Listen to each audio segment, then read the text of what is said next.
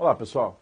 Vamos agora falar sobre Estados Unidos da América, o país mais poderoso do mundo, e a gente vai discutir também qual é a sua posição no mundo, de onde ele veio, só que nesse primeiro vídeo a nossa intenção é a própria formação dos Estados Unidos da América. Acho que a maioria sabe que ele foi uma colônia britânica, e existe sempre aquele mito de que o mundo seria dividido entre os ricos e os pobres, no qual os ricos seriam as metrópoles, os pobres as colônias. A gente sabe que essa ideia é totalmente deturpada, até porque os Estados Unidos foi uma colônia britânica e a formação do país Estados Unidos, ele vai ocorrer em 1776, no famoso 4 de julho, no qual ele rompe esse laço e começa a sua expansão até chegar ao país que nós conhecemos. A gente vai começar a discutir nessa expansão. E a gente fala de onde veio esse tão poderoso Estados Unidos. Eu costumo falar que Estados Unidos da América é muito difícil você ser imparcial em relação a eles. É um país que, na minha opinião, só tem três hipóteses. Você ama, a maioria ama, né, fala, pô, acho irado, eu queria morar com os friends, sabe? Ou você odeia, são porcos capitalistas, se metem com todo mundo e acham que podem fazer tudo. Ou você odeia amar. Você sabe que eles se metem em tudo, você não gosta, você acha isso errado, mas no fundo você tem vontade de ir, conhecer o Mickey e passear em Nova York, você sabe disso. Então, assim, os caras, assim, você pode até não gostar, o americano, a postura americana, o governo americano, mas os caras são bons no que fazem, tá? E, assim, a formação deles, ela foi pensada, ela foi projetada e eles têm um planejamento muito bem feito, que deu certo, pelo menos na sua primeira expansão imperialista. Hoje eles passam por determinados problemas que a gente vai discutir depois. Mas esse começo, ele vem do quê? Ele vem de uma região localizada na costa leste dos Estados Unidos, na costa do Atlântico, de frente para a Europa. E essa região era chamada de 13 colônias. Acho que o nome é autoexplicativo, ela possuía essas 13 colônias litorâneas. E aí você me pergunta assim, por que litorâneo? Isso é óbvio. Lembre que o mundo ele se deslocava pelo mar. Assim como a ocupação do Brasil começou pelo litoral, a ocupação da maior parte das colônias também começou pelo litoral. O mundo ele precisava das embarcações para se deslocar. Então essas 13 colônias localizadas no litoral do Atlântico, onde hoje está localizado o Nordeste americano, essas 13 colônias elas conseguem a libertação em relação aos Estados Unidos e aí elas têm uma difícil missão. Qual difícil missão?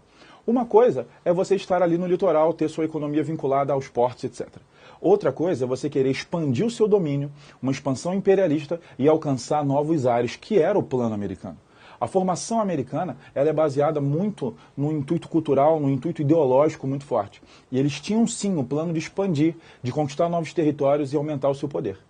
Então a primeira dificuldade que você tem que pensar é o seguinte, imagine isso aqui, eu ocupo apenas esse litoral aqui, eu estou nessa parte, a minha intenção é expansão. Eu quero romper os montes Apalaches, são montes localizados aqui próximos às 13 colônias. Minha intenção qual é? Sair desse litoral e ocupar o resto da terra. Só que aí a gente vai esbarrar em alguns problemas. O primeiro problema que você esbarra é o seguinte. Do jeito que a gente falar, eu quero ocupar o restante da terra, dá uma impressão de que a terra estaria vazia. A terra não estava vazia, você tem que imaginar isso. A ocupação americana ela foi baseada em quê? Ela foi baseada em uma enorme destruição da vegetação natural, enorme destruição, você não pode deixar de pensar nisso. E o lado mais cruel qual foi? Foi a intensa matança de animais e principalmente o genocídio de indígenas locais. Então, assim, a expansão americana, ela girou em torno de uma expansão, assim, ela foi muito cruel no sentido da destruição que ela causou. Só que o americano estava fazendo o seu grande projeto. Qual era o seu grande projeto? A sua expansão. Aí você me fala assim, pô, mas como que ele conseguiu expandir tanto? Era uma colônia, consegue liberdade, do nada ele começa a crescer? Não, não é assim. A coisa foi bem pensada. Por exemplo, eu preciso expandir. Então, para expandir, o que eu tenho que fazer? Eu tenho que conseguir pessoas. Por quê? Porque eu quero não só devastar, eu não quero só destruir, eu quero ocupar, eu quero que aquilo se torne meu país. Então, o primeiro grande projeto americano é a atração de imigrantes. Ele atraiu muitos migrantes para os Estados Unidos. Obviamente, ele não deliberou para qualquer migrante. Ele deu muita preferência para imigrantes europeus. Daí uma forte herança britânica na formação do americano, uma formação muito baseada também em imigrantes irlandeses que vieram para os Estados Unidos. E aí o que aconteceu nesse período? Você trouxe um migrante, beleza. Como que você trouxe? Como é que você convenceu alguém a sair da Europa para morar na América? Pense que até então eu estou falando de uma região que era colônia há pouco tempo. Como que você convence alguém a vir para a América? Primeiro, eles fizeram uma política efetiva de distribuição de terras. Você já deve ter ouvido falar nos The Homestead Act, que seria o quê? A distribuição de terras. Por quê? Por que não distribuição deliberada? A venda de terras a preços baixíssimos. E quando eu falo preços baixíssimos, eu estou falando custo de $1, custo de $2, até $10 algumas terras. E aí você fala assim, pô, era tão fácil assim conseguir terras? Sim, era, mas tinha uma cláusula, óbvio. Qual era a cláusula? Você teria que permanecer ao menos 5 anos na terra. Qual era a intenção dele? A intenção é que depois de você permanecer 5 anos na Terra, você já tenha criado vínculo, você já tenha criado estrutura em volta, e assim a gente foi ocupando o interior. Assim você conseguia convencer o cara não só a vir para a sua nova terra, para a antiga colônia, como não ficar no litoral, como expandir para o interior. E ele conseguiu, através dessa política de distribuição de terras, não só ocupar o interior, como criar uma classe média. Então repare, diferente do Brasil, que você tinha uma terra gigantesca na mão de uma pessoa só e diversas pessoas sem acesso a renda nenhuma, essa política de distribuição de terras, ela conseguiu, de certa forma, distribuir um pouco a renda. É óbvio que isso não foi para todo o país, você sabe que existem grandes diferenças, principalmente entre o norte e o sul dos Estados Unidos. Mas, de certa forma, você começou a criar uma classe média. E além disso, o que você fez? Um forte investimento em ferrovias. Então, olha o que eu fiz. Atraí o migrante, convenci o cara a ocupar o interior através de venda de terras muito baratas. Levei ele para o interior. E agora eu estou fazendo o quê? Eu estou criando ferrovias. Ou seja, eu estou integrando os espaços. Não adianta você pegar uma terra e distribuir em um lugar que você não tem acesso. Essa terra não serve, porque mesmo que eu produza nela, eu não tenho como escoar. Então o plano ele começa a se caracterizar. Você traz o cara, você bota ele no interior, você distribui terras, você bota ele trabalhando e você começa a criação de ferrovias para que o território seja integrado. Paralelamente a isso, o que os Estados Unidos fez? Ele foi adquirindo novos territórios. Como assim?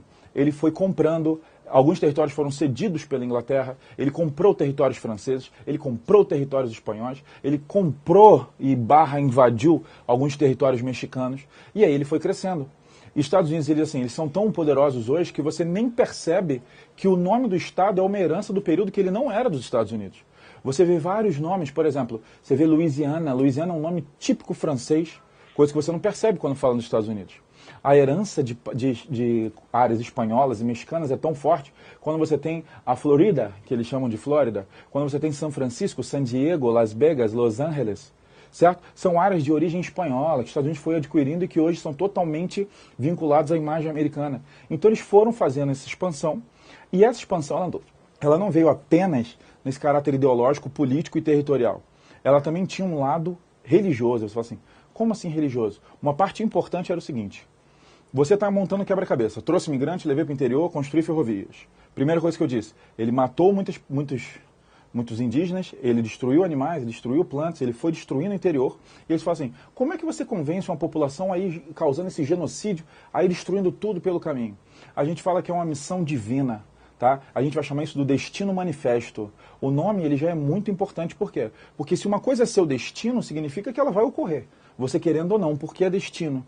E se ele é manifesto, quer dizer que ele já está ocorrendo, ele está se manifestando, ou seja, o seu destino ele está acontecendo. O que isso quer dizer? Existia uma missão divina de que o povo americano, ele teria, no caso, a missão de levar o desenvolvimento para todas as regiões. Então aquelas regiões que se encontrassem numa situação de subdesenvolvimento seriam áreas de atuação desse povo com a missão divina de levar o desenvolvimento. Então o americano até hoje, às vezes ele faz uma expansão, às vezes ele invade um país e ele ainda traz esse discurso. Que discurso é esse? Um discurso que fala que o povo americano tem o dever de levar o desenvolvimento.